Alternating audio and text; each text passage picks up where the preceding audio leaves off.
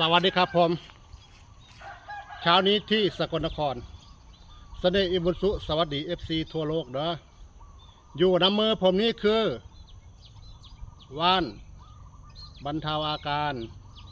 ฤทธิ์สีดวงทวารลองหามาบอกน้ำกันพี่น้องศึกษาไปพร้อมๆกันเพื่อมีประโยชน์ต่อท่านเนาะครับผมนี่คือหัวว่านที่จะไปบรรเทาอาการพวกฤทธิ์สีดวงทวารนะพี่น้องเด้อแม้นไผเป็นฤทธิ์สีดวงทวารพี่น้องกินยายังบ่เศร้าบ่หายลองหากินว่านฤทธิ์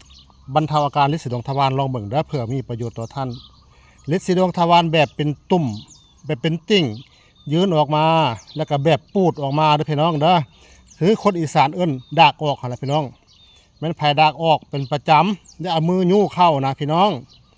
อันตรายเด้อถ้าเป็นบ่อยๆถ้าไม่หายาสมุนไพรกินลองดูหรือจะบ่หารักษาเจ้าของถ้ามันเป็นฤทธิ์สีดวงยื่นออกมาบ่อยๆนั่งขับรถไถอยู่ก็ยื่นออกมาย่างแล้วก็ยื่นออกมาเอามือสุกเข้า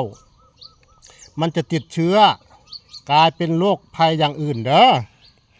ลองหากินว่านสมุนไพรตัวนี้ลองเบิ่งหรือว่าทักมาหาผมก็ได้เพื่อร่างกายของท่านจะดีขึ้นโรคภัยก็สิบ่ได้มาถามหาโรคร้ายก็สิบ่ได้มาถามหาถ้าเฮากินสมุนไพรตัวนี้แล้วจะเฮ็ดให้อาการฤทธิ์สีดวงทวารแบบเป็นติ่งออกมานั้นหรือแบบมันปูดออกมานั้น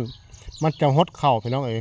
มันจะหดเข้าแล้วจะกะมันกะกินไปสักระยะนึงอาการฤทธิ์สีดวงทวารปูดออกมานั้นจะบรรเทาเบาบางหรือดีขึ้นหรือหายได้พี่น้องเด้อว่านตัวนี้ผมได้มาจากคุณป้าคนนึงเพิ่นเอามาให้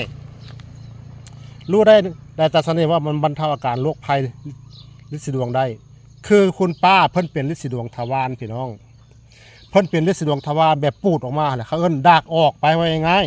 ๆดากออกเพิ่นละต้มกินเศร้าพี่น้องเพิ่นกินเศร้าแล้วมันหายขาดแหละมันหายขาดหลาย10 ปีแล้วเพิ่นบ่เป็นอีกบัดนี้เพิ่นละบ่จักแนวใช้ประโยชน์เพิ่นละเอามาให้ผมปลูกพี่น้องนี่ผมเลยขยายพันธุ์ไว้เอานี่เอาไปปลูกขยายพันธุ์เอาไว้ท่าซอยคนเนี่ยเพิ่นเว้าสมุนไพรตัวนี้แก้ฤทธิ์สีดวงทวารเด้อเพิ่นเว้าฤทธิ์สีดวงทวารแบบเป็นติ่งออกมาหรือแบบปูดออกมาต้มกินไปจักระยะนึงอาการนั้นมันจะค่อยๆบรรเทาเบาบางหรือดีขึ้นหรือหายเด้อเพิ่นเว้าป้านี่หายขาดเลยเพิ่นเว้านี่บ่เป็นอีกจักเทื่อแหละเพิ่นแล้วกดมาให้ผมเบิดเลยพี่น้องขอบบุญขอบคุณคุณป้าเด้อที่ส่งว่านนี่มาให้ผมปลูก